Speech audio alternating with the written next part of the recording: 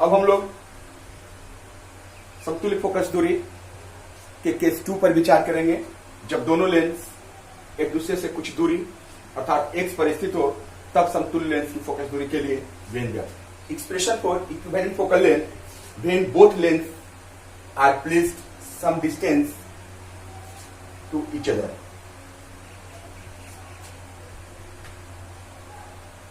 इसके लिए सबसे पहले हम लोग फिगर पर विचार करेंगे। दो लेंस लेते हैं, एक लेंस L1 और एक लेंस L2, दोनों एक दूसरे से x दूरी पर स्थित है। अनंत पर स्थित वस्तु से आ रही प्रकाश की किरण पहले लेंस के B बिंदु पर आती है, जहां से अपवर्तन की घटना होती है, और ये किरण मुड़ करके यदि दूसरा लेंस नहीं होता तो ये D बिंदु पर जाती है। इस प्रकार से पहले लेंस के द्वारा जो प्रतिबिंब बनता वो D बिंदु पर बनता। तो अनंत पर अगर वस्तु हो तो प्रतिबिंब आप जानते हैं कि फोकस पर बनता है, तो पहले लेंस से D बिंदु की जो दूरी होगी वह फर्स्ट लेंस की फोकस दूरी f1 होगी। O से D तक की दूरी f1। लेकिन यहां पे दूसरा लेंस मौजूद है, इसलिए पुनः अपवर्तन की घटना होगी और यहां पर से किरण मुड़कर डेल्टा 2 कोण से विचलित होकर डिफ्लेक्ट होकर के I बिंदु पर जाती है। इस प्रकार से जो दूसरे लेंस के द्वारा जो प्रतिबिंब बनेगा वो I बिंदु पर बनेगा। अब CI किरण को हम लोग पीछे की ओर बढ़ाते हैं और AB किरण को आगे की ओर बढ़ाते हैं, तो दोनों मिलती है E बिंदु पे। अब अगर हम इन दोनों लेंस को हटाकर एक नया लेंस को यहां पर व्यवस्थित करें, एक नया लेंस को EG के स्थान पर अगर हम लोग व्यवस्थित करें, तो अनंत से प्रकाश की किरण जाएगी और सीधे जाकर के यहां पर मिलेगी, तो यहां पर से डिफ्लेक्शन के पश्चात जो है वो I बिंदु पर बनेगी। इस प्रकार से इस तीसरे लेंस, इस नए लेंस के द्वारा भी प्रतिबिंब जो है I बिंदु पर बनेगी। तो यह जो नया लेंस होगा इन दोनों लेंसों का समतुल्य लेंस कहलाएगा। तो पहले लेंस की फोकस दूरी f1 और ये जो नया लेंस है ये भी अनंत से प्रकाश किरण आ रही थी, नया लेंस है और प्रतिबिंब बनता है यहां पे। तो उस कंडीशन में जो नए लेंस मीन समतुल्य लेंस की जो फोकस दूरी होगी वो हम लोग स्मॉल f ले लेते हैं। B से O तक की दूरी को h1, E से G तक की दूरी को h और C से O' की दूरी को हम लोग h2 लेते हैं। अब हम लोग लैंग्वेज लिख लेंगे, क्योंकि ये point long type question 5 marks में एग्जाम में पूछता है। तो लॉन्ग टाइप के लिए हम आपको बता चुके हैं कि 3 बात ध्यान देना जरूरी है। फर्स्ट फिगर, सेकेंड लैंग्वेज और थर्ड जो है कैलकुलेशन। फिगर जितना अच्छा से बनाइए, इसके बाद लैंग्वेज पर हम लोग विचार करेंगे। तो लैंग्वेज देखते हैं। लैंग्वेज है, मान लिया कि f1 तथा f2 फोकस दूरी की दो लेंस L1 तथा L2 है, जो एक दूसरे से x दूरी पर समाक्षीय रूप से स्थित है। समतुल्य लेंस की फोकस दूरी f है। इस प्रकार से हम लोग फिगर के अनुसार से लैंग्वेज लिख लेंगे। चित्र से त्रिभुज CDI में, त्रिभुज CDI में ये जो डेल्टा है ये बहिष्कोण मीन्स एक्सटर्नल एंगल है, और बहिष्कोण जो होता है सुदूर, मतलब यहां ये कोण छोटे के सुदूर अंतःकोणों के योग के बराबर होता है। अंतःकोण डेल्टा 1 और डेल्टा 2 है, तो इस डेल्टा को हम लोग लिख सकते हैं डेल्टा 1 प्लस डेल्टा 2। इसको इक्वेशन फर्स्ट मान लिए। अब चूंकि डेल्टा 1 और डेल्टा 2, डेल्टा 1 और डेल्टा 2 जो है वह बहुत छोटा है, बहुत छोटा है, तो ये हम लोग लिख सकते हैं डेल्टा को tan डेल्टा, डेल्टा 1 को tan डेल्टा 1 और डेल्टा 2 को tan डेल्टा 2। यहां पे डेल्टा कैसे आया, यहां पे डेल्टा 1 कैसे आया, ये तो यहां पे विचलित हुई किरण तो डेल्टा 2 कौन दे दिए, लेकिन ये डेल्टा और डेल्टा 1 कैसे आया था इस पे विचार कर लेते हैं। ये समानांतर रेखा AB, ये समानांतर रेखा को ये काट रही है तिर्यक क्षैतिज रेखा, ये दोनों समानांतर रेखा, ये समानांतर रेखा अलग से हम बनाते हैं, और ये नाम अगर देते B, अगर यहां पर E बड़ा करके दे दें, O और D दे दें, तो उस कंडीशन में ये काट रही है रेखा। तो यहां पे अगर डेल्टा 1 देखिए रेखा डेल्टा 1, तो अल्टरनेट एंगल एकांतर का कोण ये भी होगा डेल्टा 1। इस प्रकार से ये डेल्टा 1, तो यहां पे डेल्टा 1। अब क्या है ना कि ये किरण जो लोग पीछे बढ़ाए थे, ये आगे बढ़ाए थे, तो यहां पर डेल्टा कोण झुकी थी, तो ये समानांतर रेखा को ये तिर्यक क्षैतिज रेखा काट रही है। ये दोनों समानांतर रेखा कोई एक तिरछे रेखा काट रही है, तो ये कोण डेल्टा, तो यहां सामने गई तो ये भी कोण एकांतर का कोण मीन्स अल्टरनेट एंगल जो होगा वह डेल्टा होगा। और अब हम लोग tan डेल्टा 1 और tan डेल्टा 2 का मान समीकरण 1 में रखें। तो tan डेल्टा 1 और डेल्टा 2 का मान हम लोग समीकरण 1 में रख करके tan delta equal to tan delta 1 plus tan delta 2, इसको हम लोग समीकरण 2 कर दिए। अब tan डेल्टा 1 और tan डेल्टा 2 का मान हम लोग फिगर से निकालेंगे। तो tan डेल्टा 1 का पहले मान निकालते हैं। इसके लिए हम लोग ट्रायंगल ले रहे हैं BOD, ट्रायंगल BOD, क्योंकि इसमें डेल्टा 1 है। अब आप जानते हैं कि थीटा के सामने परपेंडिकुलर है ना, और tan डेल्टा इक्वल टू होता है लंब बटे आधार मीन्स परपेंडिकुलर बाय बेस। तो लंब और ये आपका आधार, तो O B से O तक जो H1 और O से D तक जो है आपका है F1, तो लिख दी H1 बटा F1। इसी प्रकार से हम लोग चले ट्रायंगल EGI में tan delta equal to GE perpendicular by base, तो GE अब बटे GI, हम लोग GE का मान H और G से I का जो मान है वह F है, रख दिए। इसी प्रकार से हम क्या देख रहे हैं कि tan डेल्टा 1 बटा H1 बटा F1, tan delta equal to H बटा F, तो tan डेल्टा 2 इक्वल टू हो जाएगा H2 बटा F2, क्योंकि इससे फिगर के द्वारा हम लोग को पता नहीं चल पा रहा है, इसलिए tan डेल्टा 2 इक्वल टू हो जाएगा H2 बटा F2। अब tan डेल्टा 1, tan डेल्टा 2 और tan डेल्टा का मान हम लोग समीकरण 2 में रखें। समीकरण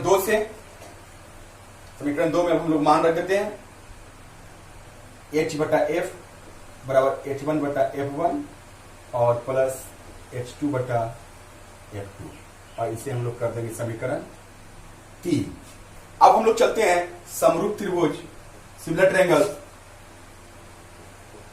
त्रिभुज BOD तथा त्रिभुज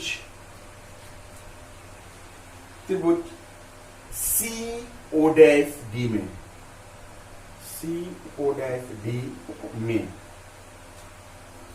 क्यों दोनों समरूप हैं देखते हैं।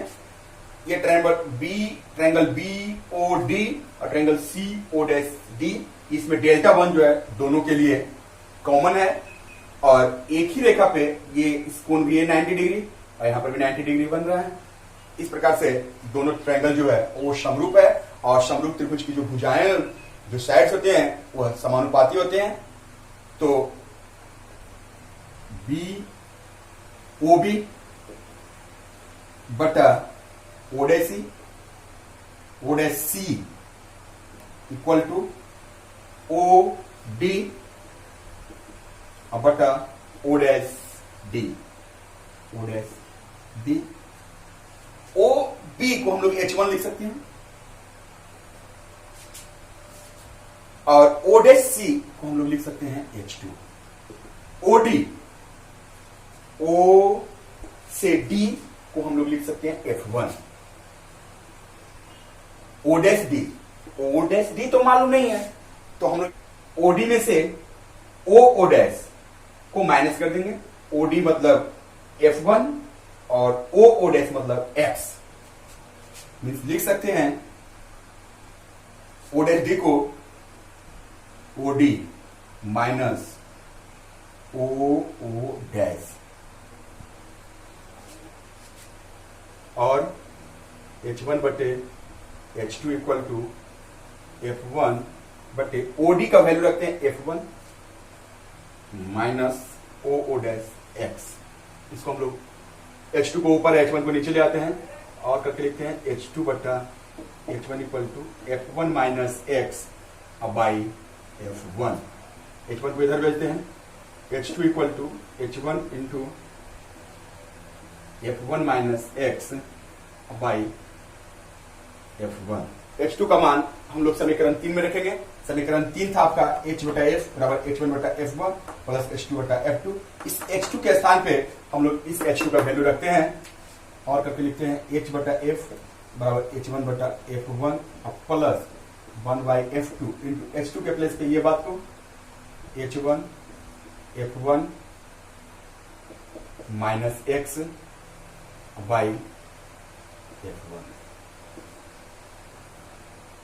H1 को हम दोनों से कॉमन लेते हैं और करके लेते हैं H बटा एफ कॉमन लेते हैं तो 1/F1 plus F minus F1 minus x/F1 into F2।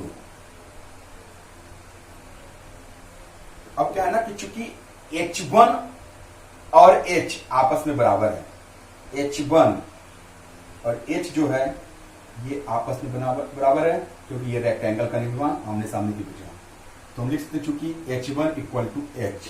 अब इस H1 के स्थान पे हम लोग H को रखेंगे, या करके हम लोग लिखते हैं H बटे F equal to H1। H1 के स्थान पे हम लोग H को रखते हैं 1/F1 plus F1 minus x/F1 into F2। H से H को कैंसिल करते हैं और 1/F इक्वल टू 1/F1 और प्लस इस बात को हम लोग इस प्रकार से भी लिख सकते हैं F1/F1 into F2 minus x/F1 into F2। ये F1 से F1 को कैंसिल कर सकते हैं, therefore 1/F equal to 1/F1 plus 1/F2 minus x/F1 into F2। इस प्रकार से ये फाइनल आपका आया। जब दो लेंस एक दूसरे से कुछ दूरी पर स्थित हो तो समतुल्य लेंस की फोकस दूरी 1/F बराबर 1/F1 plus 1/F2 minus x बटा F1 इंटू F2। जो हम लोग निर्विकल्स में प्रैक्टिस के लिए जो निर्विकल्स दिए थे उसमें जो क्वेश्चन नंबर 2 और क्वेश्चन नंबर 3 था इस फार्मूला पे बनेगा, क्योंकि उसमें डिस्टेंस दोनों लेंस के बीच में डिस्टेंस दिया होता और दोनों लेंस के बीच का जो डिस्टेंस है उसे हम लोग x मान करके फार्मूला का यूज करके बना सकते हैं। अब क्या है कि जब दो लेंस एक दूसरे से कुछ दूरी पर स्थित हो तो समतुल्य लेंस की क्षमता का जो फार्मूला होगा वो फार्मूला यहां पर लिख सकते हैं। इस स्थिति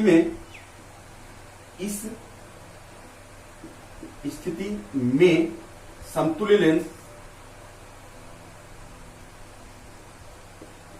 लेंस की क्षमता